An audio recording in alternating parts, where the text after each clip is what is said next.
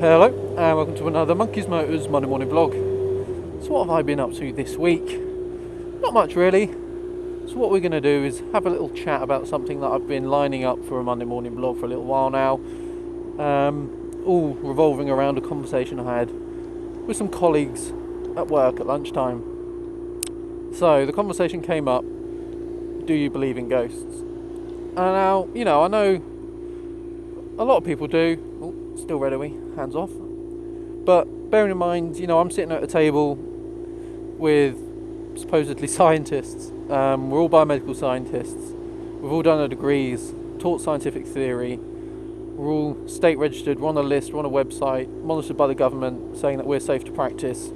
Because obviously we're all working in the NHS, we're working with patient, real live people, you know, diagnosing their cancer and shit.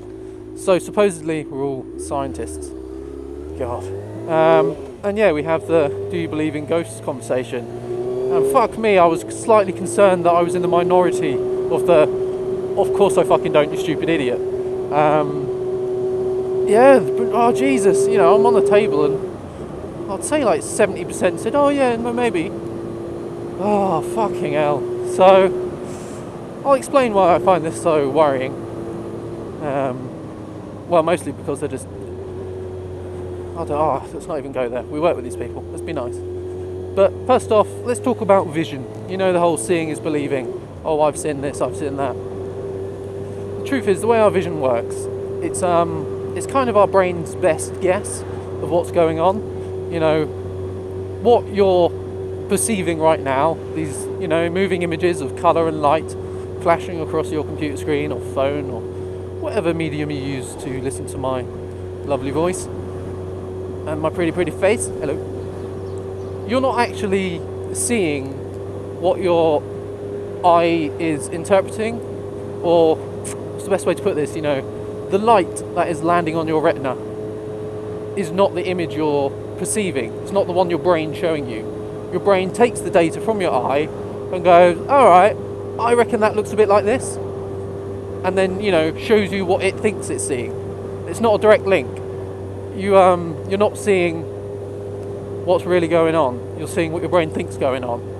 And I know that's weird, but for a fact, when you're standing in a room and you're looking at the corner of a room, you see 3 straight lines all intersecting. You know, the one from the floor and the 2 on the ceiling. You see 3 straight lines, but that's not what your brain actually sees, because we have a lens in our eye and it bends all the light, makes everything curved. So our brain sees 3 squiggly curly lines, but it goes, you know, well, I've been alive on this earth for a few years now, and I've kind of figured out that they're actually straight. You know, I've been in rooms and I know rooms are normally straight, so I'm going to make you see 3 straight lines, which luckily is correct. But sometimes that thing goes to shit. When we see a straight line of, say, a plane left a trail across the sky, as our brain has no like reference point, sometimes it will just show it curved even though it's straight. And like the other day, I had a vision. You know, I saw a ghost. Emma was driving down the road at night. I was in the passenger seat, and this all happened within a fraction of a second. You know, less than a quarter of a second. My vision appeared and disappeared. And what I saw was we're driving along, and then I saw a motorbike come around the corner in the other direction, and I saw it as clear as anything. You know, I saw the headlight appeared from around the corner, and then in that instant I saw a Honda Pan-European with a rider. I saw his helmet at a slight lean coming around the corner. But then a fraction of a second later, the other headlight appeared, and I was like, my brain's like, oh, that's just a car.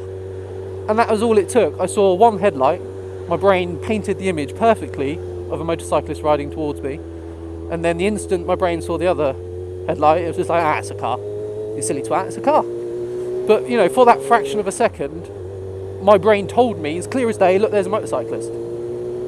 And then as soon as it knew there's a headlight there, it was just like, oh no, ignore that, it was a car the whole time, you silly twat, it's a car. But that's what our brain can do.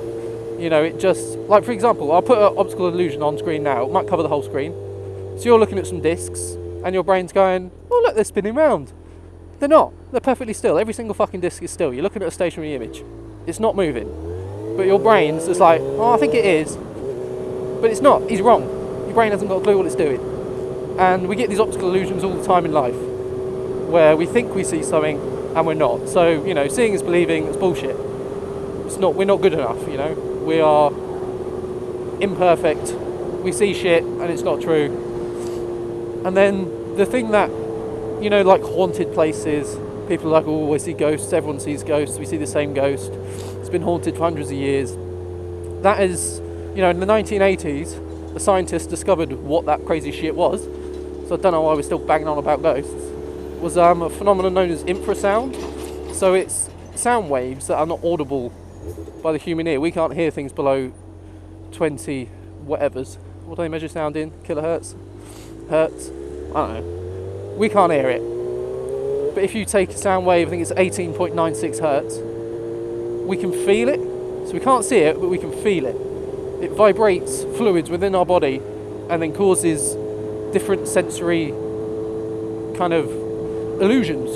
So it can cause a sense of dread. It can vibrate the water in your body and make you feel scared. It just, because your brain's like, what the fuck, my insides are vibrating? Holy shit, I'm terrified. And that's just what happens. And it can also, you've got inside your eye, there's an aqueous humour, you've got this like jelly-like shit in your eye, it's not empty, to keep it kind of round-shaped, so it works. And that can vibrate, and you can literally see shit that's just not there. It can make you see stuff in the corner of your vision, make you feel like you're being watched. You know, you can just fucking see people, and they can just recreate this in a lab. They can sit you down, put this infrasound on you, and you'll feel scared, start sweating, feel like there's someone behind you, and see a little kid sitting in the corner. It's just like, that's just what it is. And whenever, you know, go to these haunted places, these old haunted castles, that's like, you know, on a scary windy night, people see ghosts and shit. And what it will be is just the building will like oscillate slightly in the heavy winds, and the stones will create this infrasound, and then it's haunted. You know, a lot of the time you get modern buildings with it, it's just some weird air conditioning unit somewhere creating a slight vibration, and now that half of the building's haunted. It's just, so, you know, like, don't stop. I don't know what's happening. I'm going. I don't give a fuck.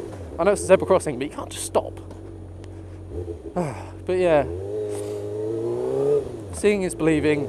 Doesn't really work. I like me some hard facts, some hard evidence. And yeah, ghosts aren't real. Sorry, kids. But it's just the way it is. What are you doing, mate? You let me go. I think he's going to throw a U-turn. That's why he was letting me go. I don't really know. But it was nice. I gave him a nod. There's Costas, one of our consultant doctors. Let's hope he doesn't believe in ghosts. So, sorry for that ranty kind of vlog, but it's been winding me up all week. Thank you for that, Elena. Believing in ghosts. Bless you. But thanks for watching. See you next time. People want to try that. And then she's trying to get a bit of sauce-covered pasta on the fork. As she's pushing down with the, you know, fork with a meatball on the end, the meatball can either decide it's going to break apart and slide up the fork, or it can be like, no, fuck you, pasta, and just smash the pasta to bits. So obviously meatball harder than pasta. The meatball was winning every time. So, hello, and welcome to another Monkey's Motors Monday morning vlog. So what have I been up to this week? I've had an we're going to start this video again, Dan.